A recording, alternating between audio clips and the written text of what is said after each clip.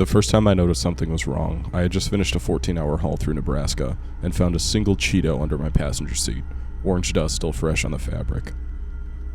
I don't eat Cheetos. Let me backtrack a bit. I've been a long-haul trucker for about 8 years. You learn to live in your rig. It's your kitchen, your bedroom, and sometimes your therapist. You also learn the feel of it. The way the seat creaks when you lean left, the sticky spot on the gear shift from that time you spilled the gas station coffee mid-merge, the faint smell of diesel and beef jerky that never quite fades. So when things start shifting, you notice. It started small. A bag of trail mix I swore I'd left in the glove compartment turned up wedged behind my cooler. My logbook, always open to the current week, was flipped to March, 3 months back. I chalked that up to fatigue. We've all driven half asleep, right? Brain fog's part of the job. Then came the footprints. I park at rest stops most nights, but after a near miss with a meth head in Oklahoma last year, I started locking my cab religiously. One morning in Wyoming, after sleeping in the Walmart lot, I climbed out to piss and saw boot prints in the dew around my truck. Not mine. I wear size 12 Wolverines. These were smaller, maybe a 9, with a zigzag tread. They circled the rig twice, stopped at the driver's side door, then vanished into the grass. I checked the locks. No scratches, nothing stolen. Weird, but whatever. Maybe some kid dared his buddy to mess with the trucker. Things got worse in Idaho. I'd stopped at a diner outside Boise, ordered my usual, eggs, bacon, black coffee, and came to find my seat adjusted, 3 inches closer to the pedals. I'm 6'1". Whoever did this was short. That's when I crawled under the rig with a flashlight. There, strapped to the bed frame behind the rear axle, was a GPS tracker. Not some cheap magnetic kind. This was some military-grade stuff, sealed in weatherproof casing, blinking a steady green LED. I ripped it off and drove straight to the nearest sheriff's office. They took a report, shrugged, said maybe a jealous spouse hired a PI to tail me. But I'm divorced, and my ex lives in Florida with her new husband. We're cool. Then the sheriff asked, "You check for other trackers?" I didn't sleep that night. I tore the cab apart, found a second tracker zip-tied inside the radiator grill. Worse, under the bunk, behind a panel I'd never opened, was a nest. Crushed energy drink cans, protein bar wrappers, a rolled-up hoodie reeking of sweat, and photos. Photos of me. One was taken through my windshield in Nevada. I recognized the "Last Stop Before Area 51" billboard in the background. Another showed me pumping gas in Texas, my face lit by my phone's glow. The last was a close-up of my sleeping bag, shot from inside the cab, taken while I was snoring in it. The dates scribbled on the backs went back 5 months. I installed motion-activated dash cams front and back, bought a combat knife from a pawn shop, and started parking in well-lit truck stops with security. For 2 weeks, nothing. Then, near the Colorado-Utah border, my engine died. No warning lights, no odd sounds, it just stopped. I pulled over on a remote stretch of Route 50, the loneliest road in America, and popped the hood. The fuel line had been sliced. Not vandalism, a clean, deliberate cut. That's when I heard the passenger door open. He was small, wiry, wearing a black ski mask and mechanic's coveralls. In his left hand, a tire iron. Right hand, a Ziploc bag of my photos. He didn't say a word, just swung. I'll skip the gory details. Mods banned graphic violence last month.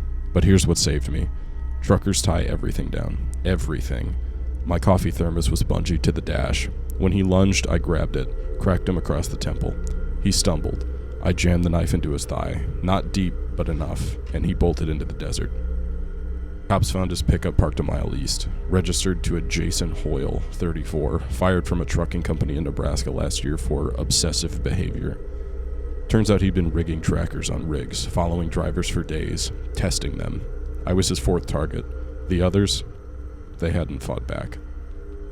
Hoyle's still out there, skipped bail last month. The sheriff says he'll probably pick a new hobby. But last Tuesday, I found a Cheeto under my seat again.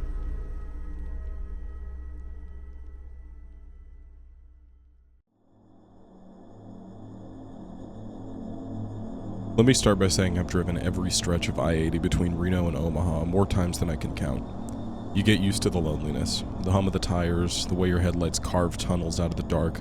But last night, something happened that's got me questioning whether I'll ever climb back into that cab. It started just past Wendover, Utah, middle of nowhere, dead zone for cell service, nothing but salt flats and stars. My CB crackled to life, not unusual. Trekkers shoot the breeze to stay awake. But this wasn't a voice. It was static, sharp and rhythmic, like someone keying the mic in a pattern. 3 bursts, pause, 2 bursts, pause, then a man's voice, hoarse and frayed. Don't stop for the red lights. I chuckled. Weird, but truckers mess with each other all the time.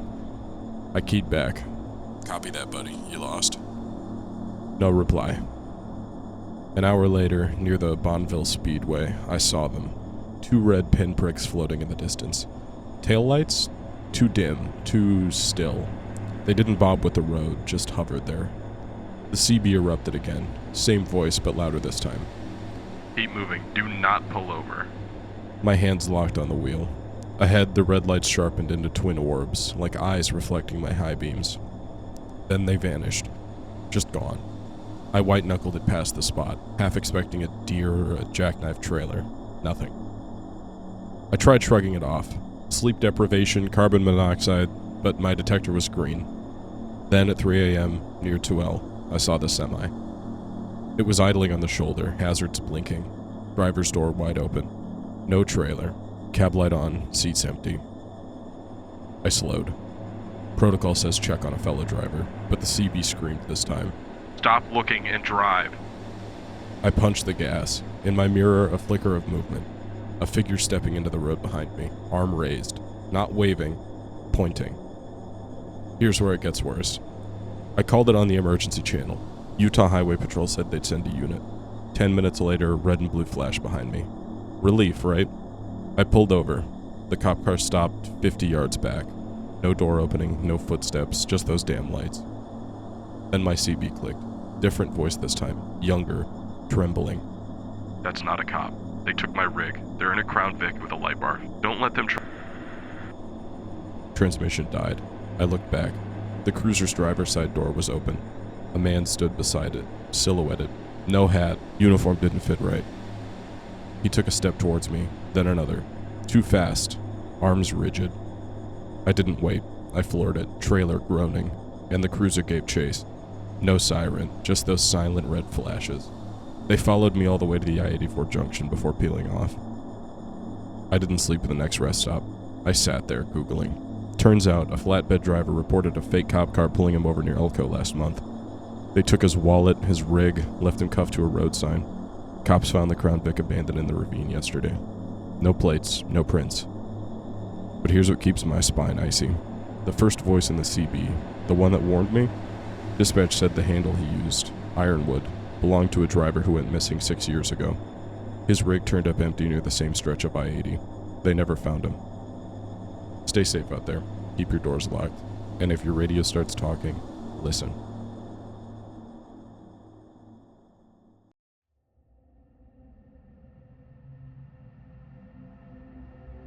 So this isn't some ghost trucker bullshit. No vanishing rigs, no shadowy figures in the rear view. What happened was worse, because it was real. And if I hadn't checked my trailer locks that night, I'd be dead. It was 2 a.m., somewhere on Route 83 in Nebraska. You know the drill. Endless cornfields, no cell service, and the kind of dark that feels like a wait. I had just dropped a load in Grand Island and was dead heading to Omaha. My CB had been silent for hours, but when the static cracked to life, I damn near jumped out of my seat.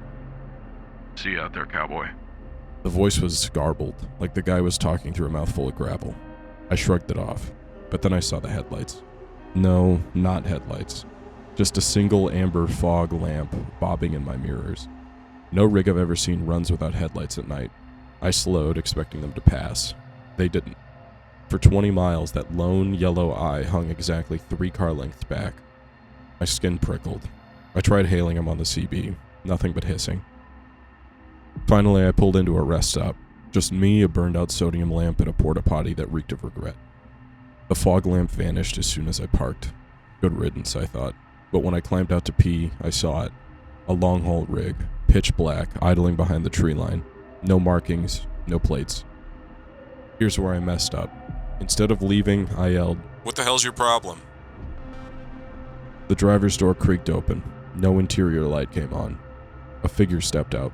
Tall, wearing a hoodie, and one of those nylon face masks painters use. He just looked at me. Then he reached into his cab and pulled out a tire thumper. I bolted. My keys were still in the ignition, thank Christ. As I peeled out onto the highway, I watched him in the mirrors. He didn't chase me, just stood there, thumper dangling at his side. The next 50 miles were tense, but nothing happened. I figured I dodged a meth head or a psycho playing games. Then I hit a pothole near York, and my trailer made a sound. Not a clank, a thud, like something heavy shifting. I pulled over. My cargo was supposed to be empty. The trailer locks were intact, but when I swung the doors open, the smell hit me first. Coppery, sour, blood. And there, strapped to the wall with zip ties, was a GPS tracker. Not mine. Someone had been inside. I vomited in the ditch, called 911. Sheriff found nothing in the trailer except the tracker and a smeared handprint. But back at the station, he got quiet. Turns out, 3 local women had gone missing in 6 months, all last seen near truck stops. You're lucky, He said. This crew's been tagging rigs at rest stops. They slap a tracker on you, follow you until you park somewhere remote. Then they... He didn't finish. I didn't need him to. I quit long haul after that. These days, I drive local. But I still check my trailer locks twice.